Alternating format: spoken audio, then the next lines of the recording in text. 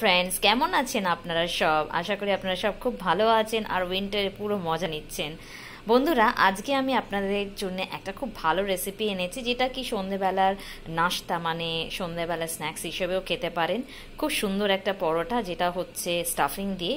সেই স্টাফিংয়ের জন্য কি কি লাগবে সেইগুলো আমি নিশ্চয়ই দেখাবো আপনাদেরকে। আর পুরো উপকরণ যা যা লাগছে সেটা আমি এখানে রেখেইছি, আপনারা দেখতেই পাচ্ছেন। আর এটা বানাবো কি করে সেই রেসিপিটা আমি পুরো আপনাদের সাথে শেয়ার করছি।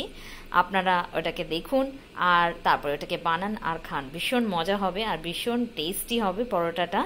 তো ফার্স্টে বলে নিই এই স্টাফিং পরোটার মধ্যে আমার কি কি উপকরণ লাগছে।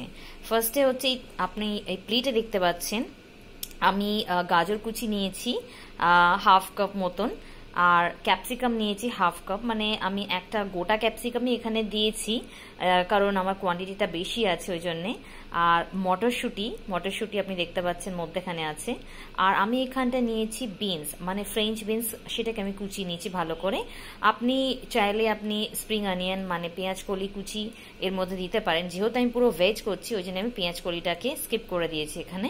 আপনি এখানটা পেঁয়াজ কুচিও দিতে পারেন, আদা কুচিও দিতে পারেন, কিন্তু যেহেতু ভেজ ওই জন্য আমি পেঁয়াজ কুচি বা স্প্রিং অনিয়ন এই দুটোকে আমি বাদ দিয়ে দিয়েছি। আর এখানটা নিয়েছি আমি পনির, মানে এটা ঘরেই বানিয়েছি। দুধটাকে ফাটিয়ে সেটা থেকে আমি ছানা বের করে সেই ছানাটাকে আমি রেখেছি, সেটাকে আমি স্ম্যাশ করে নিয়েছি ভালোভাবে, মানে গুঁড়ো গুঁড়ো করে নিয়েছি এটাকে, তো যাতে কি স্টাফিংটা আমার না ভেঙে যায়। আর আপনারা নিশ্চয়ই এটা ভাবছেন যে এই এত বড় বড় করে ক্যাপসিকাম গাজর এগুলো সব কাটা আছে, তো এটা পরোটার মধ্যে ঢোকালে, হ্যাঁ পরোটাটা তারপর বেললে স্টাফিংটা দিয়ে যখন আমি বেলবো হয়তো ফেটে যেতে পারে, কিন্তু আমি সেইভাবে করব না। মানে বেলবো স্টাফিংটা একটু অন্যভাবে দেবো, যাতে কি ওটা কোনো দিক দিয়ে যাতে না বেরাক। তো দেখতে পাচ্ছেন এই উপকরণগুলো, মানে আমি টোটাল 4খানা উপকরণ নিয়েছি এখানে ইনগ্রেডিয়েন্টস। আপনি যদি চান এর মধ্যে আরো অনেক কিছু অ্যাড করতে পারেন, যেমনি হচ্ছে আদা কুচি, পেঁয়াজ কুচি, রসুন কুচি, এগুলো অপশনাল, এগুলো আপনারা দিতে পারেন। যারা ভেজ খায় তারা পুরোপুরি সম্পূর্ণভাবে এমনি করে করলে ভালো হয়। আচ্ছা, এবার আমি ময়দাটা যেটা দেখছেন এই বলে আছি, ময়দাটা আমি ভালো করে মেখে নিয়েছি। এটাকে আমি 15-20 মিনিট রেস্টে রেখেছিলাম, এখন এটা তৈরি হয়ে গেছে। এই ময়দাটাকে ভালো করে ময়ান দিয়ে মেখে নেবেন। হ্যাঁ, মানে ময়ানটা এই কারণে দেবেন ভালো করে, যাতে কি ওটা খুব ক্রিস্পি হোক পরোটাটা। কারণ যে কোনো জিনিস পরোটা জিনিসটাই আপনার ভালো ময়ান দিলে লুচি বা পরোটা খেতে খুব ভালো হয় আর খুব মানে কুরকুরে হয় আর কি। ওই জন্য এটাকে ভালো করে ময়ান দিয়ে আপনি মেখে নেবেন। তো চলুন शुरू करा जाक आजकेर रेसिपिटा। चलून, ये जो पराठा है यानी पनीर स्टफिंग पराठा, इसको पनीर स्टफिंग पराठा भी कह सकते हैं या तो आप वेज स्टफिंग पराठा भी कह सकते हैं। तो ये पराठा मैं जो बना रही हूँ इसमें मैंने क्या क्या इंग्रेडिएंट्स लिए चलिए देख लेते हैं। इस पे मैंने फ्रेंच बीन्स लिए हैं आधा कप, उसको मैंने मतलब आधा कप इसका मतलब क्वांटिटी है, उतना ही मैंने इसको काटा है। इसको अच्छी तरह से चॉप करके बारीक बारीक मैंने काट लिया है। एक गाजर लिया है, उसको भी मैंने बारीक बारीक काट लिया है, चॉप कर लिया है। उसके बाद मैंने एक कैप्सिकम लिया है पूरा, क्योंकि मेरा क्वांटिटी ज़्यादा है इसीलिए मुझे पराठा ज़्यादा बनाना है, इसलिए स्टफिंग थोड़ा ज़्यादा होना चाहिए। तो मैंने एक कैप्सिकम जो है उसको अच्छी तरह से मैंने चॉप कर लिया है। कुछ मटर के दाने मैंने लिए हैं जो बीच में दिखाई दे रहा है आपको। और मैंने दूध को फाड़ कर इसका जो पनीर है मतलब छेना जिसको बोलते हैं उसको मैंने निकाल लिया है, उसको मैंने थोड़ा सा स्मैश कर लिया है। और ये मैदा मैंने लगा कर रखा है, इसको मैंने 15-20 मिनट रेस्ट करने दिया। अब ये पूरा बिल्कुल तैयार है परांठा बनाने के लिए। तो ये जो मैदा है इसको मैंने अच्छी तरह से क्या बोलते हैं उसको बंगाली में, तो उसको मोयन कहते हैं। और इसको मैंने अच्छी तरह से ऑयल से मैंने इसको मिक्स करके अच्छी तरह से इसका डो बना लिया है। इसको मैंने नीट कर लिया है, ताकि ये जब मैं पराठा इसका बनाऊंगी बेलूंगी तो ये बहुत स्मूथ होगा और खाने में भी बहुत क्रिस्पी होगा बनाने के बाद। तो इसको अच्छी तरह से इस मैदे को हमको लगाना है, मतलब बनाना है। वो भी अच्छी तरह से तेल देकर ही इसको गूंदना है, क्योंकि जितना आप रिफाइंड ऑयल अच्छी तरह से इसका जितना आपका क्वांटिटी है मैदे का उसमें डालकर जितना चम्मच आपका लगेगा, जैसे मेरे इसमें मैंने एक बड़ा चम्मच 2 बड़ा चम्मच मैंने रिफाइंड ऑयल लिया इसको गूंदने के लिए है। तो आपका क्वांटिटी मैदे का जितना है उसके परिमाण हिसाब से ही आप अपना जो ऑयल है, रिफाइंड ऑयल, उसको आप दीजिएगा। और सॉल्ट और शुगर देकर उसको अच्छी तरह से मिक्स करके मैंने इस मैदे को बना लिया है, मतलब इसको मैंने नीट कर लिया है अच्छी तरह से। तो अब ये तैयार है पराठा बनाने के लिए। तो चलिए देखते हैं कि ये रेसिपी मैं किस तरह से बना रही हूँ। बहुत ही मज़ेदार रेसिपी है, आई होप आप लोगों को ज़रूर अच्छा लगे। তো বন্ধুরা চলুন এবার আমরা শুরু করি যে পনিরের পরোটা যেটা বানাবো সেটার স্টাফিংটা আমি কিভাবে ফ্রাই করছি আর কি দিচ্ছি সেটা আপনাদেরকে দেখাবো। তো এটা আমি হিন্দিতেও বলে দিচ্ছি কারণ আমি বাংলা হিন্দি দুটোতেই করছি, যাতে কি যারা হিন্দিতে দেখছে তারাও যেন बुझते पारे। तो इसके लिए फर्स्ट मैं ऑयल ले लूंगी और उसके बाद ऑयल ये मैंने गैस ऑन कर दिया है, ये पैन थोड़ा सा गर्म हो ही गया है। मैं ऑयल डालने के बाद ये ऑयल जब गर्म हो जाएगा तो मैं सब्जी इस पे डाल के इसको मैं फ्राई करने लगूंगी। तो আমি তেলটা দিয়ে দিচ্ছি, তেলটা দেওয়ার পরে আমি পরিমাণ মতন আমি তেল দিয়ে দিচ্ছি, 2 বড় টেবিল চামচ আমি এর মধ্যে তেল দিয়ে দিলাম, কারণ আমার क्वांटिटीটা হচ্ছে একটু বেশি আনাজে, যার কারণে আমি একটু তেলটা বেশি দিলাম। 2 टेबलस्पून बड़ा टेबलस्पून मैंने इस पे ऑयल डाला है। अब ये ऑयल गर्म होने लगा है तो इसमें मैं थोड़ा सा आप चाहे दे भी सकते हैं, नहीं भी दे सकते, जस्ट थोड़ा सा। ये मैंने कुमिन सीड्स इस पे डाल दिया है, इसको चटकने देते हैं। কুমিন সিডসটা দিয়ে দিলাম। এরপরে আমি এর মধ্যে এক এক করে সব ইনগ্রেডিয়েন্টস গুলো, মানে যে সবজিগুলো আনাজগুলো নিয়েছি সেগুলো দিয়ে দিচ্ছি। তো ফার্স্টে আমি ক্যাপসিকামটা দিয়ে দিই, সাবধানে দেবেন যাতে কি এটাকে ভালো করে ফ্রাই করে যেতে হবে। তারপরে আমি গাজর দিচ্ছি,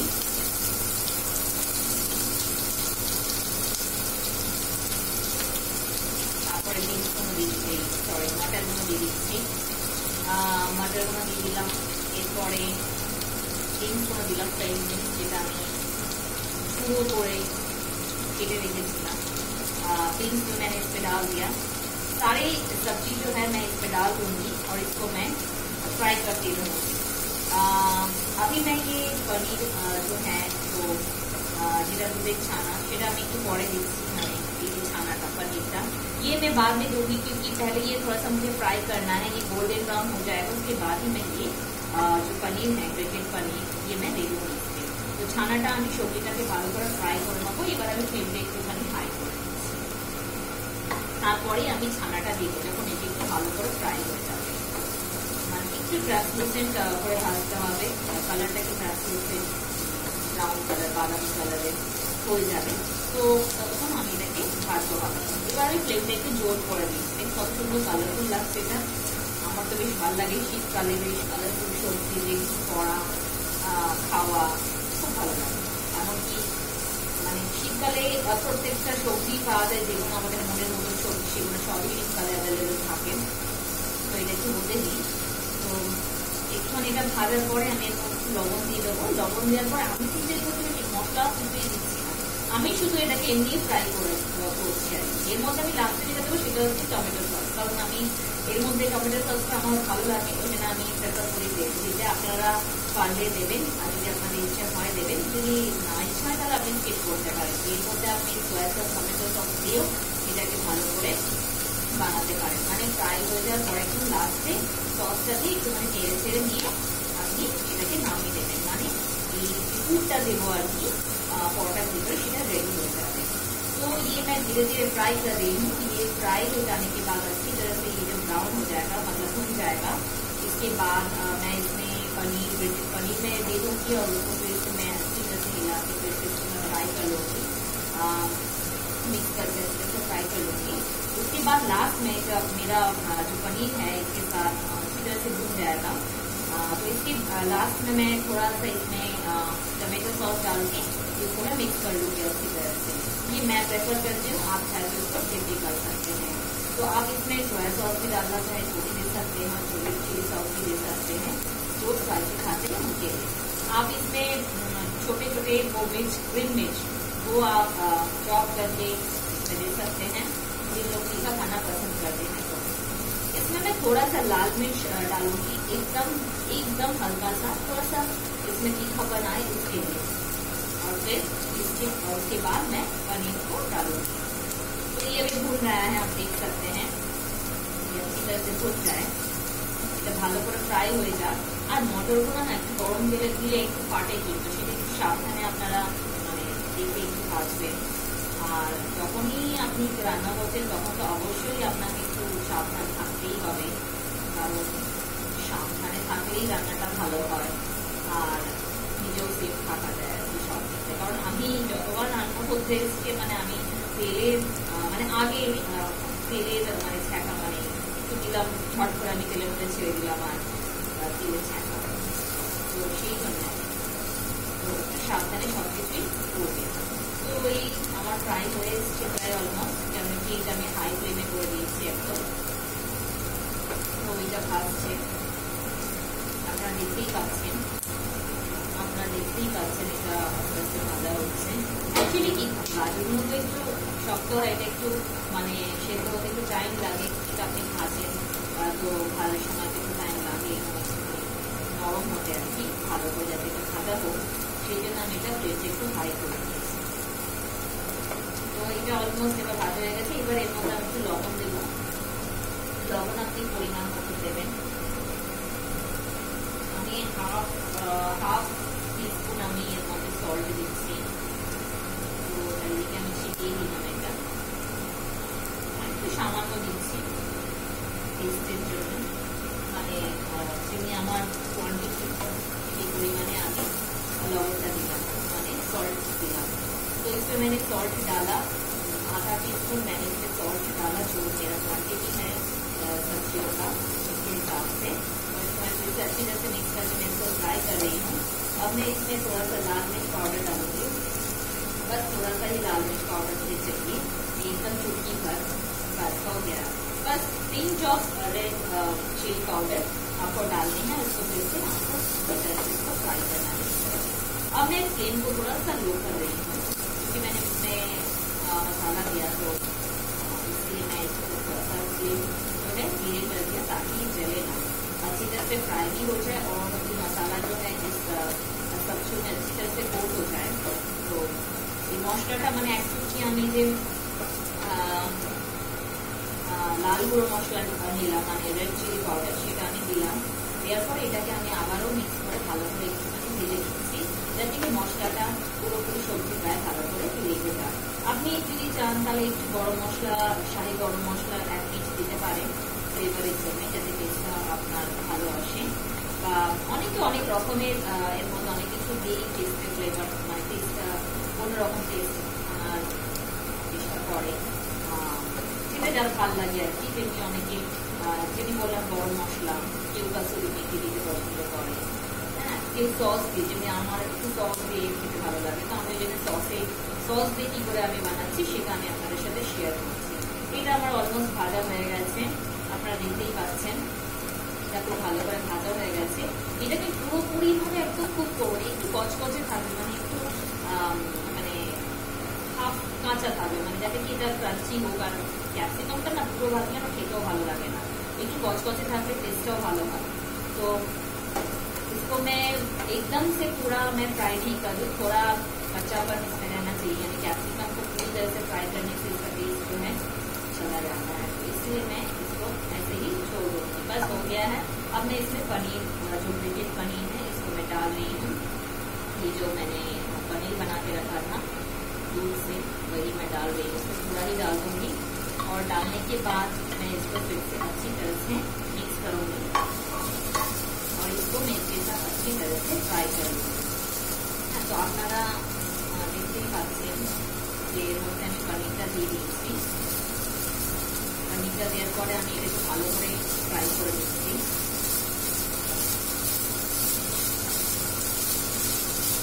এটাকে ভালো করে ফ্রাই করে নিচ্ছি।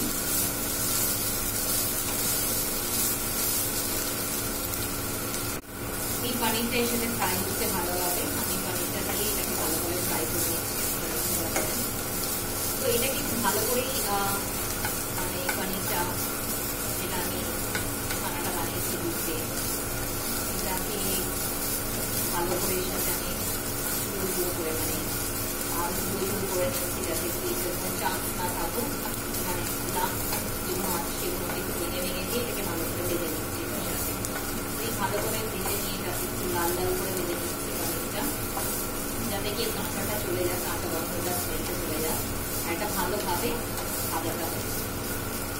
ভাজা হচ্ছে। এটা একদম ভাজা হয়ে গেলে লাস্টে আমি কি করবো, এর মধ্যে আমি দিয়ে দেবো সস, টমেটো সস।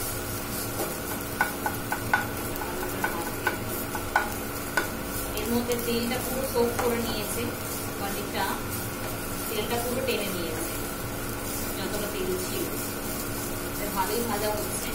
इसको मैं एकदम से पूरी तरह से अच्छी तरह से फ्राई कर ली हूँ और ये भून रहा है अच्छी तरह से।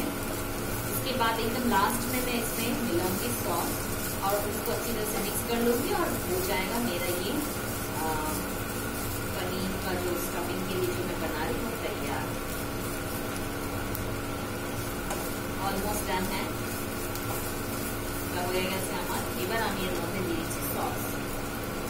আমি কিষান ফ্রেশ টমেটো সস এর মধ্যে ইউজ করলাম একটা স্যাশে, মানে একটা পাউচ। তো এই আমি পুরোটা দিয়ে দিলাম এর মধ্যে। আপনি নর্মালি যে কোনো সস, মানে ম্যাগি সস দিয়ে অনেক সস আপনার কাছে অ্যাভেলেবল আছে, টমেটো সস এর মধ্যে দিয়ে দেবেন। এটাকে আমি ভালো করে মিক্স করলাম। এবার যে তিনি যতটা কোয়ান্টিটি সেই হিসাবে দেবেন, তেমনি আমি একটাই দিলাম।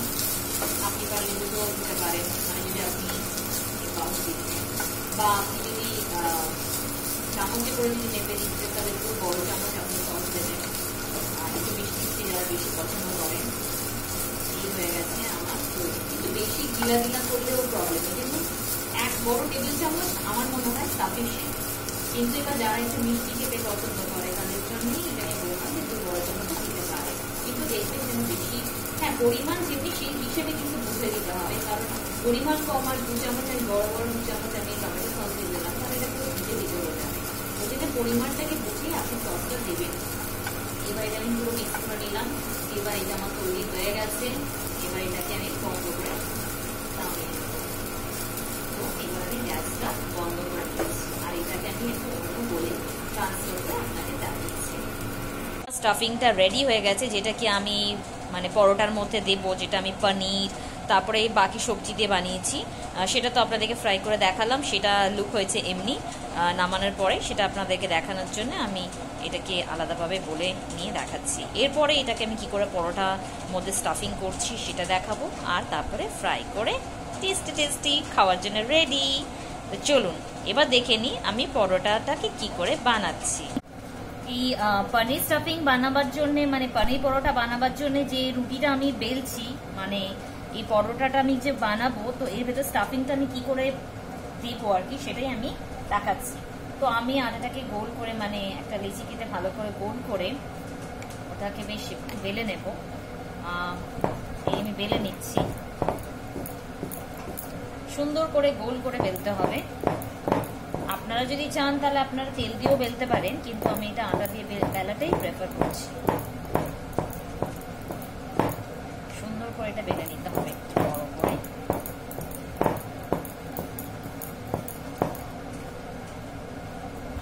আটাটা কম দিয়েই বেলছি, আর আটা দিয়ে বেললে কি হয় একটা সুবিধা, যে এটা একটু বেশ কুরকুরে হয় খেতে, মানে ক্রিস্পিটা হয়।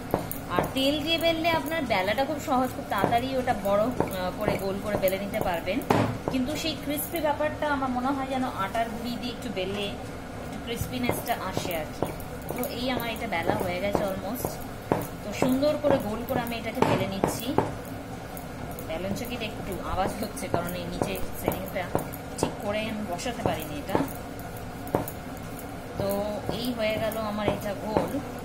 এবার আমি এর মধ্যে স্টাফিংটা দেবো আর কি। তো স্টাফিংটা আমি দিয়ে দিচ্ছি, অল্প স্টাফিংই আমি দিচ্ছি, কারণ বেশি স্টাফিং দিলে আবার এটা ফেটে যাওয়ার চান্স থাকে। আমি অল্পই স্টাফিং দিচ্ছি।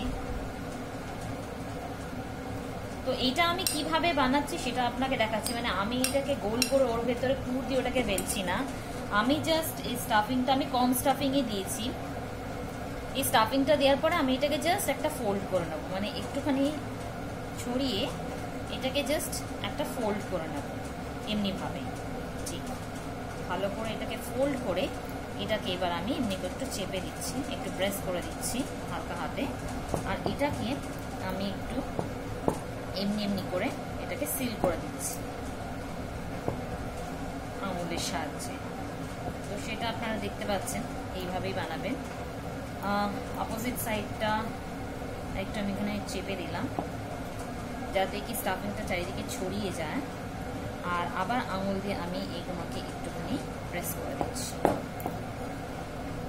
তো এটা আমার হয়ে গেছে, মানে এইভাবেই বেলাটা আর কি, এইভাবেই আমি পনির পরোটাটা যেটা বানাচ্ছি এইভাবেই আমি এই ডিজাইনটা করলাম, মানে এইভাবেই হবে বেলাটা, আরও ভেতরে পুর ঢুকিয়ে এইভাবেই আমি সিল করলাম। এবার এটাকেই আমি তাওয়ার মধ্যে, গরম তাওয়ার মধ্যে ছেড়ে এটাকে ভালো করে এপিট ওপিট সেঁকে নিয়ে তারপরে এর মধ্যে একটু তেল দিয়ে আরও ভালো করে একটু ফ্রাই করে নেওয়া হয়, যাতে কি এটা খুব সুন্দর ক্রাঞ্চি আর ক্রিসপি হয়। এবার চলুন আমি আপনাকে এটা ভেজে দেখাচ্ছি। তো চলুন, এবার আমি পরোটাটা বেলে নিয়েছি, এবার আমি আপনাদেরকে এটাকে কি করে শিখছি সেটা দেখিয়ে দিচ্ছি। এটাকে আমি এই শেপে বেলেছি, যে পুরো পিঠের মতন একটা, যাতে কি আমি স্টাফিংটাও ভালোভাবে বেশি করে দিতে পারি আর এটা যাতে না ফাটে, কারণ এটা গোল করে ওর ভেতরে দিয়ে যখন বেলি ওগুলো ফেটে বেরিয়ে যায়। কারণ আমি তো এটাকে মানে গ্রেট করে আমি আনাজগুলো ভেজেছি, যার পরে এটা ছোট ছোট মানে টুকরো হয়ে রয়েছে, এটা কি যদি আমি সেইভাবে দিই তাহলে ওটা ফেটে যাবে। ওই জন্যই আমি এমনিভাবে আমি পুরটাকে স্টাফিংটাকে দিয়ে এইভাবে পরোটাটাকে বন্ধ করে আমি এটাকে দিলাম সেঁকতে, মানে এইভাবেই পরোটাটা হবে। তো এটাকে আমি আগে ভালো করে সেঁকে নিচ্ছি, এবার আমি উল্টো করে দিলাম, মানে এটা সেঁকছে আর কি। এটা ভালো করে সেঁকবে, শেখার পরে তারপরে তেল দিয়ে এটাকে ফ্রাই করে নিলে এটা হয়ে যাবে রেডি। তো আমি আপনাদেরকে আরেকটা বানিয়ে দেখাচ্ছি।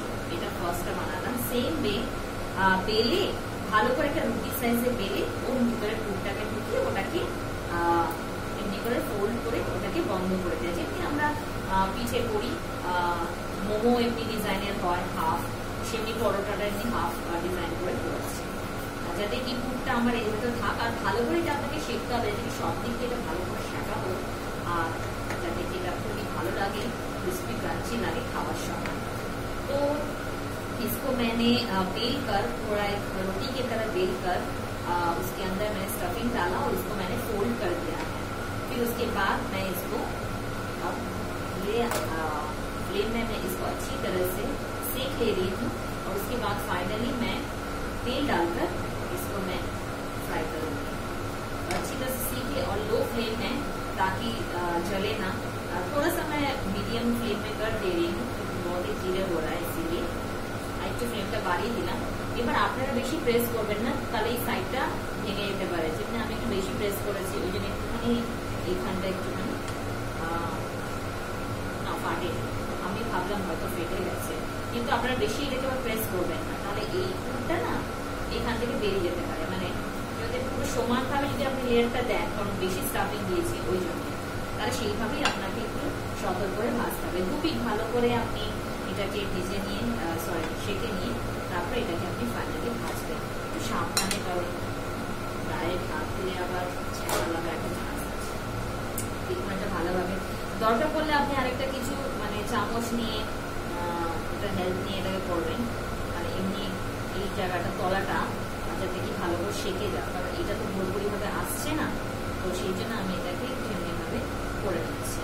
তো আপনারা সেই বুঝেই করবেন, যাতে কি কোনো দিকটা কাঁচা ना থাকে আর ভালোভাবে যাতে এটা फ्राई हो जाए। तो इसको सावधानी से अच्छी तरह से इसको पहले सेक लेंगे, सेकने के बाद ही इसको फ्राई करेंगे। थोड़ा सा बड़ा तवा होने से ये प्रॉब्लम नहीं होता है, लेकिन सावधानी से ही कीजिए, और हाथ से ना करके एक स्पून की सहायता से भी आप कर सकते हैं, ताकि आपको मतलब आपका हाथ ना चले, तो वो आपको देखना पड़ेगा।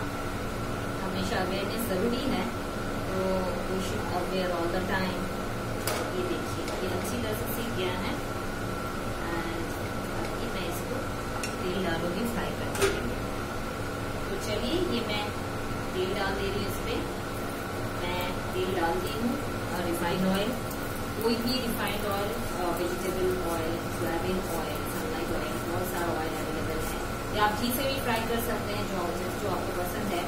तो ঘি দিয়েও ভাজতে পারেন বা রিফাইন্ড অয়েল দিয়ে, এইগুলোই অপশন আছে, ভাজলে খুব সুন্দর এটা টেস্ট আসে।